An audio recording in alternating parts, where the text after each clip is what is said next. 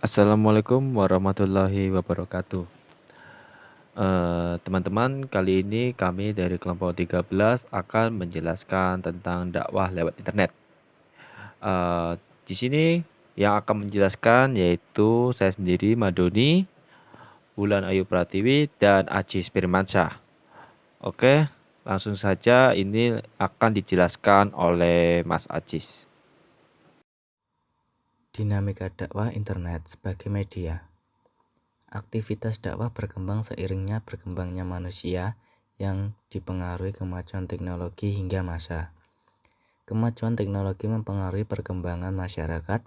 Perkembangan masyarakat mempengaruhi dinamika dakwah.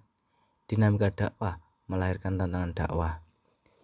Pengelolaan dakwah dituntut berkembang seiringnya perkembangan masyarakat dan perkembangan teknologi. Dalam pengelolaan dakwah, teknologi mendukung supaya dakwah dapat dilaksanakan lebih efektif. Dakwah tidak terbatasi oleh ruang dan waktu dan dapat diakses oleh semua orang dengan mudah. Pada saat ini sudah banyak dari berbagai bidang menggunakan aplikasi atau jejaring sosial dalam melakukan dakwah seperti halnya web, sosmed, dan terlebih dari YouTube. Sehingga internet memiliki pesan atau nilai positif dalam bidang dakwah itu sendiri.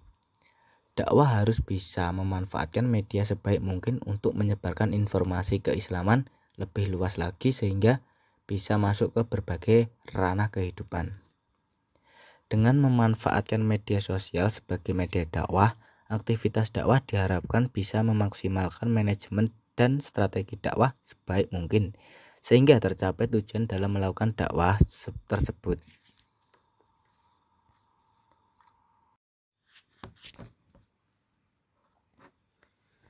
Dinamika dakwah dan manfaat internet.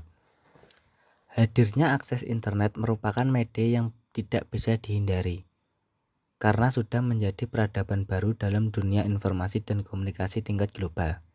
Pada saat pertama kali internet diperkenalkan oleh para ilmuwan barat, kebanyakan dari tokoh Islam merasa curiga dan khawatir akan efek dari penemuan teknologi tersebut. Dan pada akhirnya berdakwah melalui jaringan internet dinilai sangat efektif dan potensial dengan berbagai alasan. Antara lain, 1. Mampu menembus batas ruang dan waktu dalam sekejap dengan biaya yang relatif terjangkau, berpengaruh pula pada jumlah penyerap misi dakwah. 2.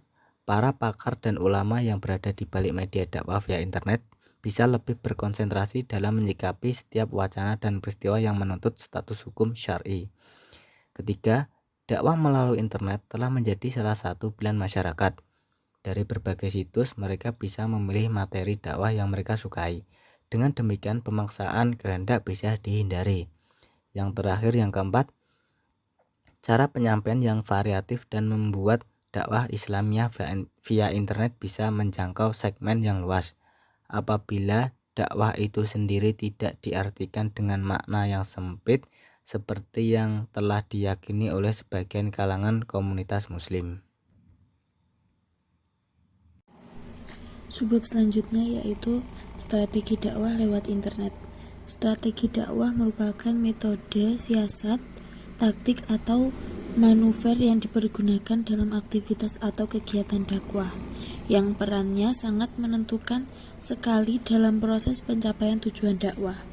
Seiring dengan perkembangannya zaman, globalisasi sebagai fenomena terbuka luasnya ruang dan waktu bukan hanya sebuah keniscayaan yang tidak dapat ditampik, melainkan juga menguntungkan bagi interaksi peradaban seluruh umat manusia. Masyarakat masa kini merupakan masyarakat plural yang berkembang dengan berbagai kebutuhan yang praktis, sehingga kecanggihan teknologi mau tidak mau akan menghadapi dan menjadi idaman dalam kehidupan masyarakat.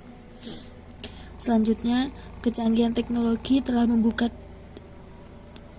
sekat dan menghilangkan batas ruang dan waktu, sehingga memilih dan menggunakan media dakwah yang tepat sudah merupakan keharusan dan tuntutan zaman.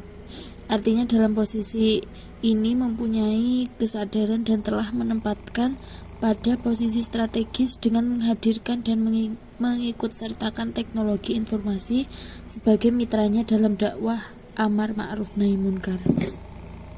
Keberadaan internet sebagai media dakwah sudah bukan lagi pada tataran wacana lagi. Seharusnya para ulama, dai, dan para pemimpin-pemimpin Islam sudah menyadari dan segera melakukan langkah-langkah strategis untuk menjaga dan mentarbiah generasi-generasi muda kita agar siap dan matang dalam menghadapi serangan-serangan negatif dari media internet.